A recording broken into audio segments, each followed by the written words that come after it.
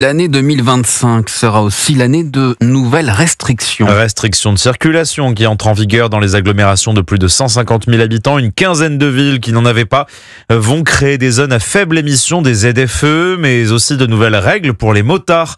Tous les 2 roues d'avant 2017 doivent désormais passer obligatoirement le contrôle technique à renouveler tous les 3 ans. Autrement, ce sera une amende de 135 à 750 €. C'est peu dire que la mesure est impopulaire chez les motards de Seclin dans le Nord, Maximilien Carlier. Devant cet atelier, Pascal gare sa moto de collection. Il s'insurge contre le contrôle technique obligatoire à partir d'aujourd'hui. C'est une aberration totale. Je pense qu'il est impossible de contrôler techniquement la moto puisqu'il y a énormément d'accessoires, une moto modifiée, et je pense que les motards ne prennent pas le risque de rouler avec une moto abîmée. De plus, le prix est trop élevé, insiste-t-il, 60 € en moyenne. Cette somme, Mathias est prêt lui à la dépenser pour éviter les arnaques. Je me suis fait avoir tout bêtement, j'ai acheté une moto, je m'en suis pas aperçu tout de suite, c'est quand j'ai revendu la bécane que je me suis fait avoir parce que le tête fourche était plié alors que j'allais rouler pendant 1 an avec et j'ai jamais eu aucun souci. Question de sécurité surtout, fait remarquer Johan, il travaille dans un garage pour les véhicules de roues. En voyant les motos arriver à l'atelier, je pense que ça peut faire du bien, que ça peut remettre au goût du jour certaines bécanes. Un contrôle pas si inutile que ça, me confie un responsable d'un centre de contrôle technique juste à côté.